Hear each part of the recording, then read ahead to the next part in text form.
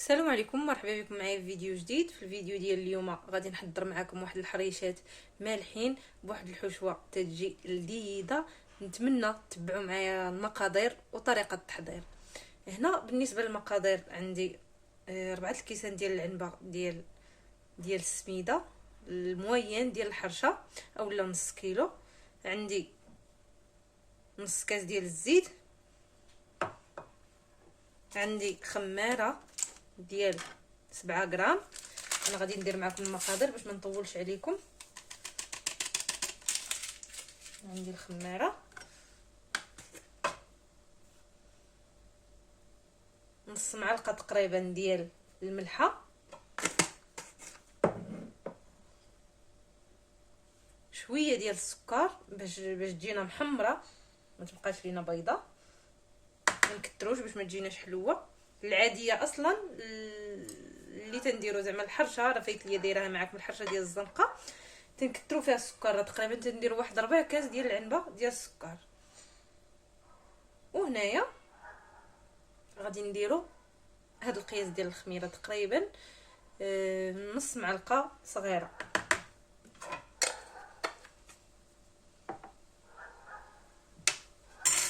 غادي نديروا الزيت،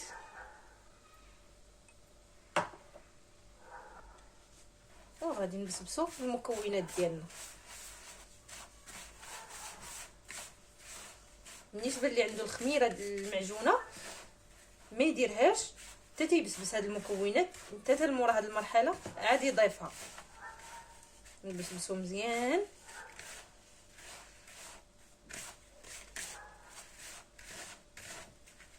وبالنسبه للماء يكون غادي للبروده. انا مبغيتش نقول لكم من زعما من صون بورنيشان، لان انا عندي بارد بزاف. كل واحد وكيفاش عنده.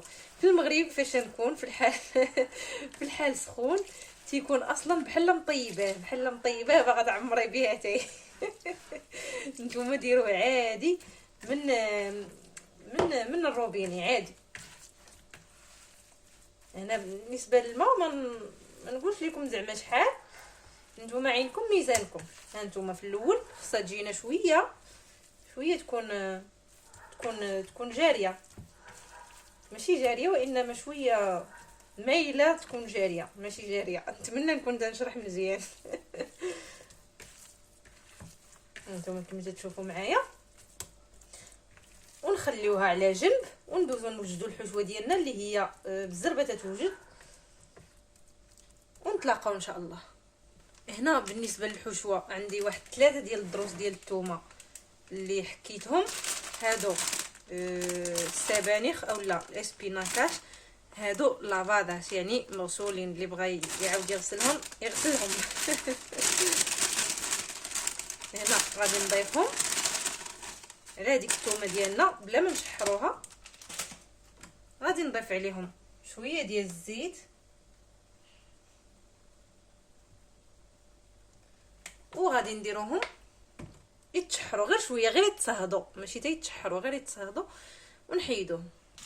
وهنايا نسيت ما قلت لكم شويه ديال الملحه، لان السبانخ تيشدوا الملحه وبزاف كاع، غير شويه.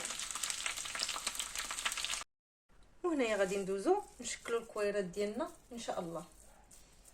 هنا بهذه الطريقه هي باش غادي نعمرو. راه واضح في الفيديو تنديروها في الكف ديالنا، تنحاولوا نضغطوا عليها من الوسط.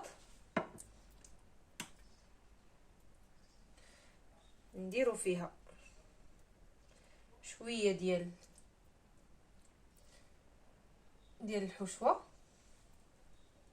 على هذا الشكل، ونبداو نسدو فيها.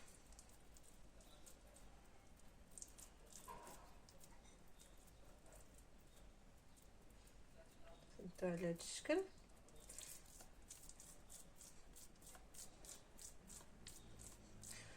وندوزوها في السميده.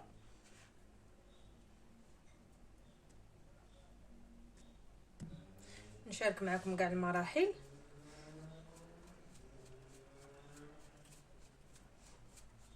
ها نتوما تندوزوه في السميده على هذا الشكل.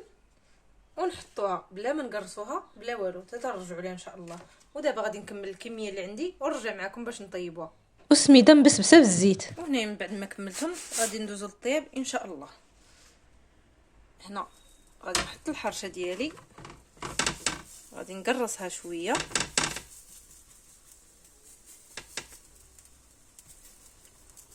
المقله كما قلت لكم راها سخونه. غادي نجيبو شويه ديال السميده ونديرو هكا باش نقادو ليها الوجه ديالها.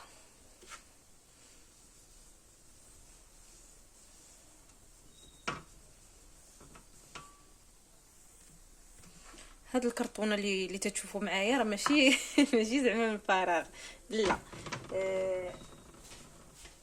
هذه ان شاء الله غادي فاش نقلب الحرشه غادي نبرك عليها. راه فايته شاركت معكم الطريقه.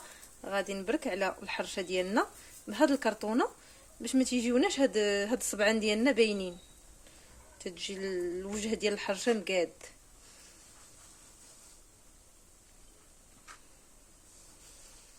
وغادي نستمروا حتى نقرصوا الحريشات ديالنا ونبقاو نقلبوا فيهم حتى تيطيبوا ان شاء الله. وهنا كما تشوفوا الحرشات ديالنا بداو تيطيبوا، قلبناهم كما قلت لكم. ديك العمليه تنديرها انا، داك الكرتونه تنبرك عليهم شويه. وهادو ديال اللي تيكونوا معمرين ما تبركوش بزاف، لان الا بركتو بزاف غادي تخرج لكم الحشوه وغادي تلصق لكم في المقله وغادي تحرقوا الحرشات. عمليه متسلسله.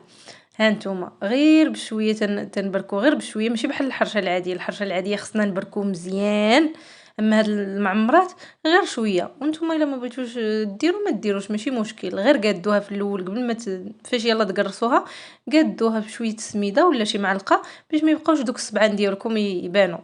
وهاد الحريشات راه تيجيو رائعين، غير جربوهم في هذا رمضان ان شاء الله راه ينفعوكم. نتلاقاو مع الشكل النهائي ان شاء الله. هو الشكل النهائي ديال الحريشات، تيجيو رائعين وحشوه لذيذه وبسيطه في نفس الوقت، ما فيهاش العذاب ما فيهاش تماره. ما عقلت واش قلت لكم خص الخباز يكون سخون اولا المقله الثقيله تكون سخونه مزيان، تكون مجهده على حدها. نتمنى تجربوا الحريشات ديالي ويعجبوكم. وإلا عجبوكم ما تنسونيش من لايك واشتراك اللي ما اشتركش في القناه ديالي، اللي ما مشتركش وعاجبه يشترك. ها هي الحرشه ديالنا كيفاش تجي من الداخل وتجي مقسومه، ماشي تجي معلكه. ها نتوما ماشي تجي زعما معجنه، ها نتوما كما تشوفوا تجي مفروقه، تجي رائعه والله العظيم. غير جربوها. نتلاقاو في فيديو اخر ان شاء الله، والله يعاونكم.